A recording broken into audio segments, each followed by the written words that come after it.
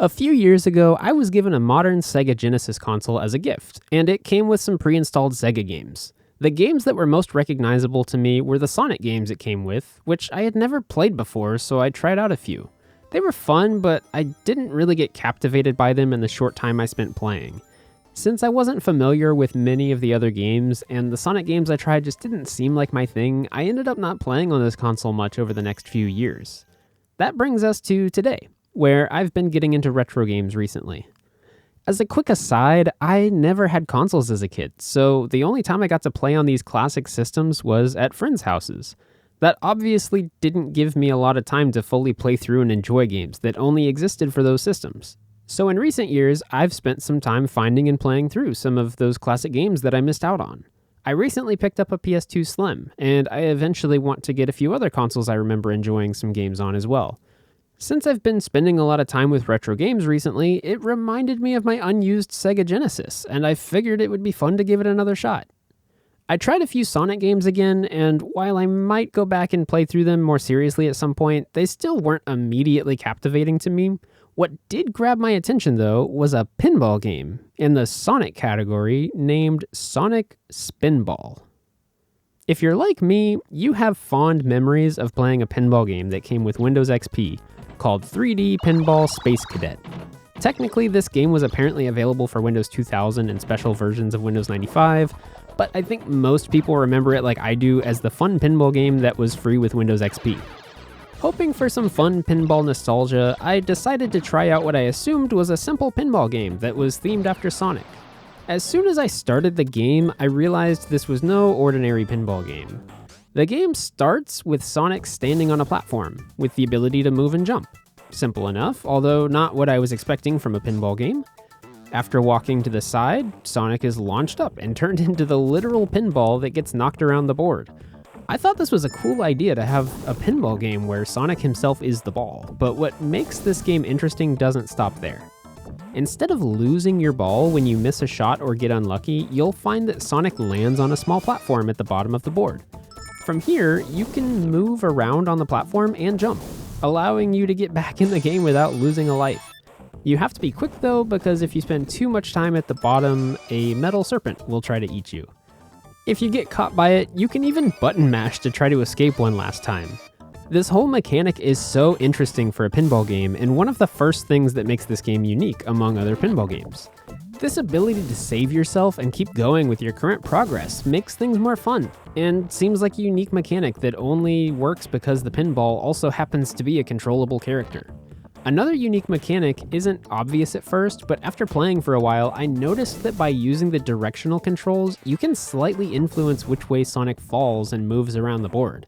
At high speeds, this doesn't seem helpful, but when you're falling slowly and you want to position yourself better on one of the flippers to hit a spot you're going for on the board, this is a fun mechanic that adds another layer to the game that normal pinball games lack. Those mechanics alone already make for an interesting pinball game, but they're only half of what I think makes this game great. The board itself has its own surprises and unique features that are enhanced by the fact that the pinball is a playable character. In the first board you play on, there are 3 distinct sections you can end up in, and each of them behave mostly like a standard pinball game with their own unique layouts.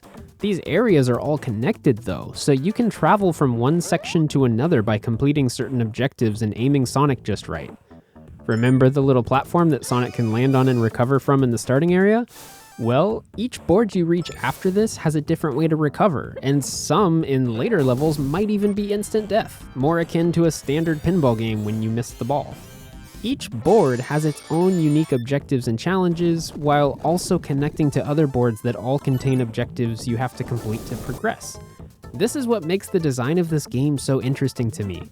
If you're interested in playing this game for yourself, you might want to skip to 9 minutes and 25 seconds in the video so I don't spoil anything for you. I'm about to talk more in depth about the objectives for the first level in the game, so if discovering what to do on your own is something you care about, you'll want to skip ahead now. Okay, let's speed through this because there's a lot of interesting objectives in the first level that I want to cover. At the start of the game, you'll see an objective at the top telling you to collect 3 emeralds. The top of the screen will give you all kinds of alerts and tips throughout the game, but some of them are more useful than others. In the first part of the level, you can see an emerald at the top of the board, suspended in some green slime. And while you're up there, if you hit these score areas, it will first pop the cork loose, and then when you do the same on the opposite side, the cork will pop out fully, draining the slime and leaving you unsure of exactly how to reach the emerald.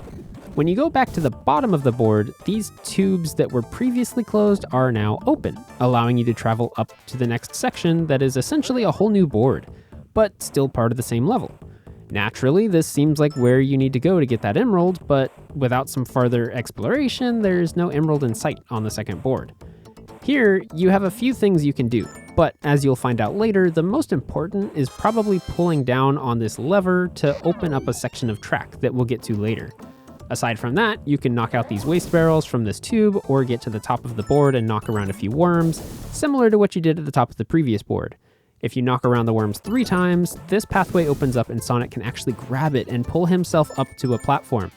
This is part of what makes this game so interesting to me. This blend of platforming and pinball creates a really fun twist on classic pinball games. Another way to reach this area is by knocking out all of the toxic waste barrels and then launching up into that tube one more time. From there, if you go down this small ramp section, you end up in the same place.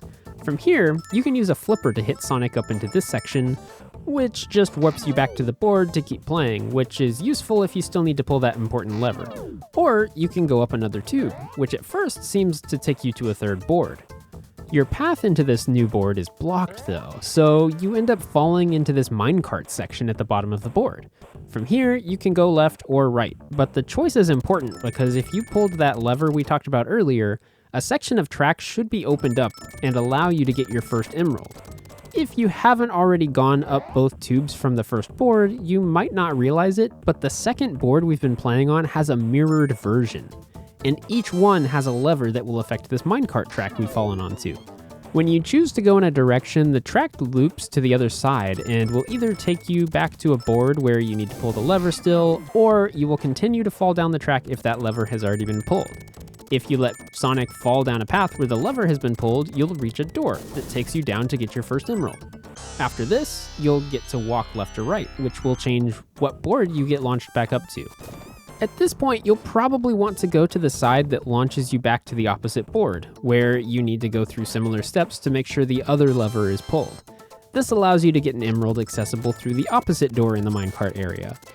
Once you have the first 2 emeralds, the third is fairly easy, although at first it's not obvious how you can get into that area we drained the slime from originally. To get there, you just need to reach the minecart again, although this time it's missing, and you fall straight down into the empty vat holding the emerald. All of this was so fun to figure out as I went, since most of the time I was just playing pinball in a way that reminded me of the old Windows XP pinball game, but occasionally I'd complete an objective or figure out how something I did affected the game board, and it felt like there was a whole other layer of gameplay to this pinball game. My favorite discovery on this level happens when you get that third emerald, because I wasn't sure what happens once the initial objective is complete. Once you get that far, the game tells you, "The boss room is open." Remember that third board that was blocked off, making us always fall into the minecart? Well, now it's open, and you have a big robot Dr. Eggman to fight by bouncing off him in the top of the board. Hitting him that last time and beating the level after all of these objectives is so satisfying. At this point, I wasn't sure what would happen next. This pinball game already had so many different areas and things to do, I honestly thought this might have just been the end of the game. But no, next up was a bonus level. This level works more like a standard pinball game with a 3D perspective. Dr. Eggman moves around the middle and you have to hit the things at the top of the board to free all the characters that are trapped. Once they're all free, you can hit Dr. Eggman and win the bonus level. After that, you load into a whole new pinball level with an all new theme and layout, with new objectives and things to discover as you play pinball. I'm not sure how many levels this game has, and honestly, I don't think I want to look it up because half of the fun is making progress in this game and making discoveries about the board as I go. Something about Sonic Spinball is just so fresh and fun, even though the game came out over 30 years ago. The mechanics in this game are unlike any pinball game that I've seen, and by being a Sonic game, it allows for implementation of these mechanics in a way that makes sense and results in such unique gameplay for a pinball game. My only real complaint is that a lot of the things you unlock all get reset on each death. Your collected emeralds are saved, but each time you die, you have to redo a lot of the game to make progress. And as a new player to this game, it makes it challenging to progress. Luckily, I don't find this too off-putting, since it makes the game feel very arcadey and like it's meant to be played over and over, with each objective feeling earned and reaching new levels serving as a big accomplishment. I know I've been going on about gameplay for a while now, so let me switch gears for a second to gush over the soundtrack and art. The music for this game suits it perfectly, with each level having its own song that matches the level's theme. There's even boss fight music. The first level has catchy melodies played by the main synth, but it doesn't get too repetitive because the focus of the song passes off in some sections to the bass, which provides some nice contrast to the song. This great songwriting permeates into the boss music and the second level as well. The art style of this game is also amazing. I've been playing on a modern LED TV, so I'm missing out on how great this could look with a CRT screen that the art was originally designed for. But even with that hindering it, the art still works well. I set up a CRT shader to simulate how the game could have looked back when it was released. The slime would have actually looked somewhat transparent instead of this dither pattern you see when playing on an LED, and sprites like the barrels would have blended much better. This isn't a perfect rendition of what it would have looked like, but you can get an idea of how different this might have looked back in the day. I also like how the style matches what I remember from other Sonic games I've seen. It's almost like someone just took a classic Sonic game and added some pinball flippers to the level. The level is obviously designed with pinball in mind, but the art feels right in line with other Sonic games.